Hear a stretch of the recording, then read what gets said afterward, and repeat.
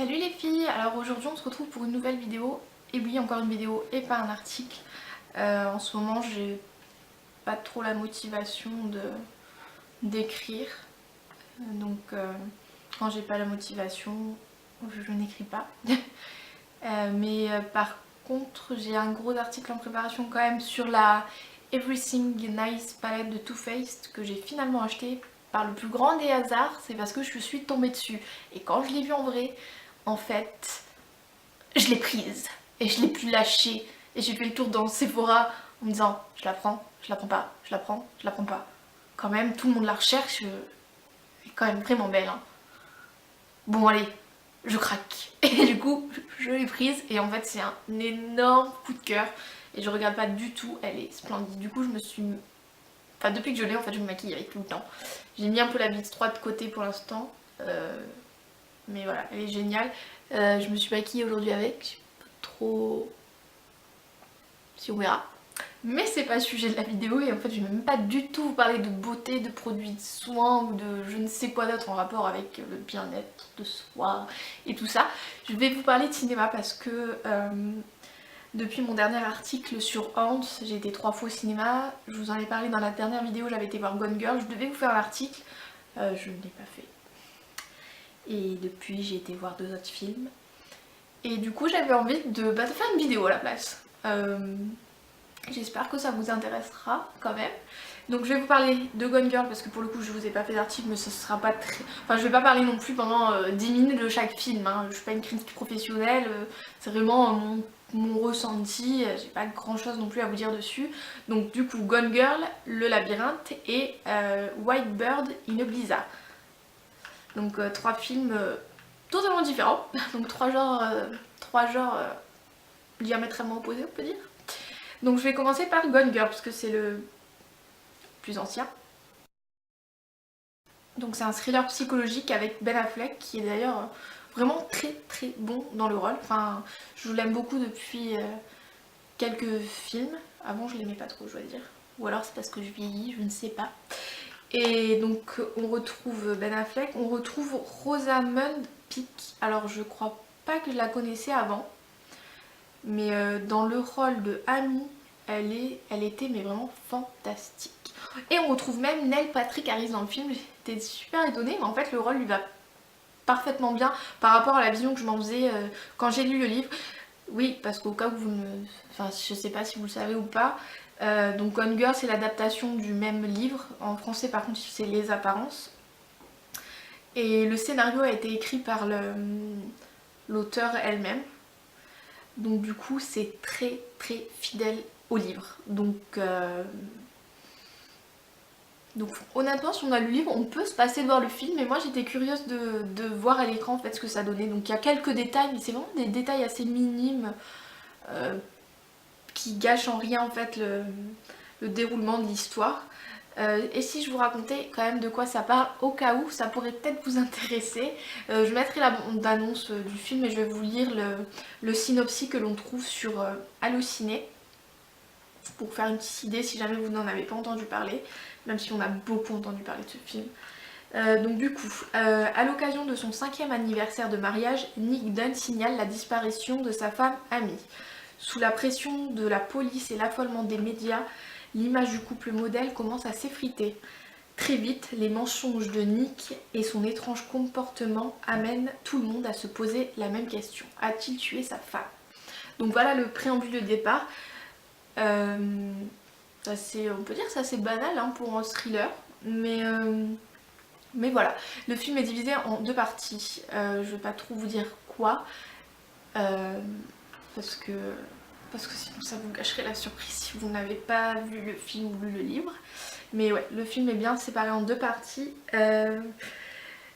Moi personnellement quand j'ai lu le livre j'étais quand même très très surprise du déroulement de l'histoire en fait. Le casting, ouais, je redis mais le casting, les acteurs sont vraiment très bons dans le film. Le film est un peu long, il dure quand même 2h30. Moi, honnêtement, qui aime pas les longs films, là j'ai pas vu le temps passer. J'en avais juste marre d'être assise dans le cinéma, mais ça c'est parce que je trouve qu'on est mal installé. Mais bon, sinon, non, sinon en lui-même le film est long, mais on voit pas le temps passer. Les acteurs sont vraiment excellents, je le répète. J'ai beaucoup aimé le scénario, enfin le livre scénario, parce que là pour les coups c'est la même chose. J'étais quand même contente d'avoir lu le livre parce que je pense qu'on comprend davantage la psychologie des personnages qu'en voyant le film. En fait, comme toujours dans un livre, c'est quand même plus approfondi et on arrive mieux à comprendre les personnages. Donc honnêtement, si je peux vous conseiller quelque chose, c'est de lire le livre. Et au pire, si vous voulez voir l'adaptation, vous regardez le film. Mais ouais, là pour le coup, bon, c'est vrai qu'en général on dit qu'il vaut mieux lire les livres que de regarder les films. Hein. Mais, euh, mais là, le film quand même vaut presque le livre. Presque, parce que je pense quand même que niveau psychologie des personnages, le livre, il n'y a rien de mieux. Hein.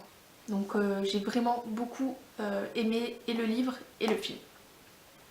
Ensuite, un genre totalement différent, mais que j'aime beaucoup depuis plusieurs années, en fait, depuis Hunger Games. Un genre, c'est censé être des romans pour les jeunes adultes. Et du coup, quand des fois je me perds dans les boutiques de livres ou les types Fnac et compagnie et que je vais dans ce rayon-là, je me sens très vieille parce que je vais avoir 27 ans. Et là, quand tu regardes les livres qu'il y a autour, tu dis, mais je suis trop vieille, mais en fait, je m'en fiche. On s'en fiche, il faut garder son âme d'enfant. Il n'y a pas d'âge. Franchement, il n'y a pas d'âge. Donc c'est une espèce de... Donc pardon, du coup je vous parle du labyrinthe là. Donc c'est science-fiction, aventure, action. On s'ennuie pas. Euh, je vais vous lire le speech tout de suite. Si jamais, bah pareil, si jamais vous n'en avez pas entendu parler.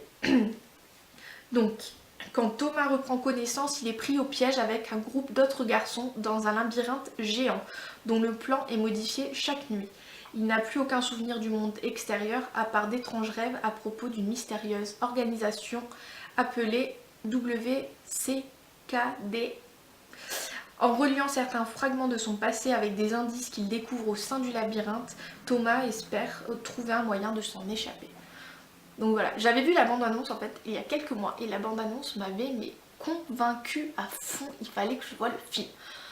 Et entre temps, Divergente était sorti et j'ai fait l'amalgame entre les deux, mais en fait c'est juste... Bon, j'avais vu la bande-annonce une fois donc du coup j'avais un peu mélangé, mais en fait ça n'a strictement rien à voir hein, bien sûr. Même si on reste dans le même esprit, enfin je veux dire le même type de film, enfin le même type d'histoire on va dire. Donc du coup... le film dure un peu moins de 2 heures, on va dire qu'il dure 2 heures, 1h54. On ne s'ennuie pas, il y a beaucoup d'action. Par contre, j'ai trouvé le film, enfin moi je suis adulte donc ça m'est égal, mais j'ai trouvé il y a des scènes quand même assez violentes et il y avait des enfants dans la salle. Alors je sais pas trop quel âge ils avaient, mais moi je sais que personnellement j'emmènerais pas voir un enfant de moins de ouais, même 11 ans je pense voir le film hein, parce que c'est quand même assez des fois, enfin ouais, c'est quand même bah après c'est comme les livres, c'est des livres de jeunes adultes et je pense que c'est pas adressé à des jeunes enfants. Je suis sûre qu'ils vont faire des cauchemars s'ils voient le film parce qu'avec la grosse bestiole, là, une espèce d'araignée robot totalement affreuse, elle fait flipper. Bref, là n'est pas la question. Honnêtement je pense que ça plaira aux adultes comme aux plus jeunes adultes, adolescents, parce que j'étais avec mon papa et mon papa il a beaucoup de genres de films et on a beaucoup aimé tous les deux. Du coup, les acteurs par contre, il y en avait plein tout le long du film, j'arrêtais pas de me dire mais je le connais lui. Lui aussi je le connais mais je l'ai déjà vu. Du coup en rentrant à la maison, j'ai été regarder les acteurs, donc ouais je les avais vus ou pas. Et c'est vrai qu'il y a quand même pas mal d'acteurs que je connaissais vite fait on va dire. Hein. Là je pourrais pas trop vous dire, mais par exemple bah, l'acteur principal, enfin des acteurs principaux parce qu'en fait tous les personnages sont quand même vachement importants. Dylan O'Brien, celui qui joue Thomas, il joue dans la série, où il jouait, je sais pas s'il joue toujours, je sais rien, dans la série Teen Wolf. La série j'ai juste regardé 2-3 épisodes donc c'est pour ça que son visage me disait quelque chose même si je ne regarde plus depuis. Et enfin c'est plein d'acteurs comme ça qui ont déjà eu pas mal d'apparence dans des séries ou dans des films. Ouais, les décors étaient super bien faits, des très bons effets spéciaux. Pourtant j'avais lu que c'était... Enfin, pas pourtant, c'est que j'avais lu que c'était un film faible budget par rapport aux certaines super productions type Hunger Games et Divergente. Mais les décors sont vraiment top et les effets spéciaux aussi. Donc je sais pas c'est quoi le budget, je sais pas ce qu'ils appellent petit budget. Bref, moi j'ai trouvé l'ensemble très cohérent, vraiment top. Et à la fin du film, je me suis dit il faut que je lise les livres. Je veux savoir la suite. Mais les livres, ils ne sont pas au format poche. Et ils coûtent 20 € ou 18. Enfin bon bref, trop cher. Donc du coup, je lirai pas les livres. Du moins pas tout de suite, peut-être plus tard quand ils sortiront en poche. Donc du coup, je vais devoir attendre. Mais à la fin du premier film, on a vraiment envie de voir la suite. Et je pense que le deuxième film va être... Enfin du moins, j'espère que... Je crois que ça a eu du succès quand même. Hein. J'espère qu'ils vont tourner le deuxième film. Hein. Parce que là, sinon ça va pas aller. Mais du coup, ouais, c'était vraiment bien. Et je vous conseille, si vous aimez ce genre de film, de le regarder. Voilà. Tout simplement, allez le voir, enfin du moins je crois qu'il est plus en salle parce que je suis tellement nouille que je vous ai même pas parlé des films quand ils étaient en salle après les avoir vus. Vous m'excuserez. Si vous l'avez vu, je serais curieuse d'avoir votre avis. J'espère que ça vous a plu aussi. Et si je vous donne envie de le voir et que vous le verrez dans quelques semaines, c'est rapide maintenant, les films sortent assez vite en DVD et tout ça. Donc j'espère qu'il vous plaira et ouais, donnez-moi votre avis. Et le dernier film que j'ai été voir, c'est White Bird. Donc c'est l'adaptation d'un livre de Laura Kechiche. Je suis pas sûre de la prononciation. C'est une auteure que j'avais découvert l'année dernière en lisant son livre Esprit d'hiver grâce au match de la rentrée littéraire organisé chaque année depuis je sais pas quand. Cette année j'y participe encore. Et donc bref, j'avais reçu le livre, je devais faire la critique sur le blog, ce que j'avais fait. Et j'avais beaucoup aimé l'esprit ce qui se dégageait du livre final. Donc du coup, j'étais très curieuse de voir ce film. Le réalisateur en plus est Greg Araki, j'ai vu peut-être 2-3 films, dont un qui m'a marqué particulièrement, c'est Mysterious Skin, que j'ai vu il y a au moins 10 ans je crois, et il m'avait vraiment beaucoup marqué. Donc ouais, Greg Araki, je suis toujours curieuse en fait de voir ses films. Donc du coup j'ai pas lu, par contre là pour le coup le livre je ne l'ai pas lu, donc hop, on a été couvert. Donc je disais donc que j'ai pas lu le livre, par contre Loubi avec qui j'ai été le voir l'avait lu, elle m'a dit que c'était assez fidèle et qu'on retrouvait bien l'esprit du livre. Moi sans ayant lu le livre, je trouve qu'on retrouve l'esprit par contre de cet auteur parce que j'ai lu un second livre il y a pas longtemps et c'est toujours un peu le même esprit, des critiques assez acerbes de la société américaine et c'est vraiment des choses, en tout cas moi je trouve c'est très réaliste quand même, on se dit que ça pourrait arriver au final. Donc de quoi ça parle celui-ci? Ça peut être bien que si je vous le dis. Donc c'est donc pareil, c'est la synopsis d'Halluciné. Hein. Donc Kate Connors a 17 ans lorsque sa mère disparaît sans laisser de traces. Alors qu'elle découvre au même moment sa sexualité, Kate semble à peine troublée par cette absence et ne paraît pas en vouloir à son père, un homme effacé. Mais peu à peu, ces nuits peuplées de rêves vont l'affecter profondément et l'amener à s'interroger sur elle-même et sur les raisons véritables de la disparition de sa mère. Je vais vous parler du casting juste en 2-3 mots. On retrouve Shailene Woodley, l'actrice principale entre autres de Divergente et Nos étoiles contraires. Elle est vraiment, franchement, le premier film que j'ai vu d'elle c'était Divergente, j'étais pas convaincue. Je sais pas, sa tête elle me revenait pas. Et je l'ai vue dans Nos étoiles contraires, maintenant je l'ai vue dans celui-ci qui est un film indépendant. Et je trouve que elle est vraiment... ouais, elle est vraiment géniale quand même comme actrice. Hein. Je pense qu'elle a de l'avenir. On retrouve Eva Green. On ne la présente plus, hein, c'est Eva Green. Et on retrouve dans le rôle du père un acteur que j'aime beaucoup, c'est Christopher Meloni. Et il joue dans New York Unité Spéciale, pardon. Ouais, j'aime beaucoup regarder New York Section Criminelle et Unité Spéciale. Bref, il joue dedans, je l'avais déjà vu dans une vieille série avant New York Unité Spéciale, c'était Oz. C'est vraiment un acteur, ouais, franchement, je regrette de ne pas le voir dans plus de films au cinéma parce que je trouve qu'il a vraiment beaucoup de talent. Donc voilà, donc c'est quand même bon casting je trouve. Ensuite c'est un drame, thriller. Comme je vous le disais, on retrouve l'esprit des livres. Enfin, moi je trouve qu'on retrouve l'esprit des livres de cet auteur. C'est assez particulier. C'est assez mou au final. C'est pas un film où ça envoie au taquet tout le temps. C'était quand même très psychologique là aussi. Donc là c'est centré donc sur Kate, sur son adolescence. Elle grandit sans sa mère et patati patata, elle fait des rêves bizarres. Et le final est assez surprenant, comme pour les 2 livres que j'ai lus de Laura Keshish. Elle arrive à nous faire des finaux à chaque fois, des finales. Elle arrive à nous faire des finales. Oui, elle arrive à nous faire des finales. Bref, c'est toujours assez surprenant. On pensait avoir découvert le poteau rose en quelque sorte, et en fait, une petite partie, et on se doute pas de tout en fait. Et c'est ce qui fait la force aussi de ces livres. Le film a vraiment une ambiance particulière, la BO est géniale, c'est les années 80, ouais, très bonne musique, bons acteurs. Faut aimer ce genre de film, hein, comme je vous le dis, c'est assez mou quand même, mais il dure 1h30, donc au final c'est pile poil le temps qu'il faut. Faudrait pas qu'il dure plus longtemps je pense, parce qu'on finirait par s'ennuyer.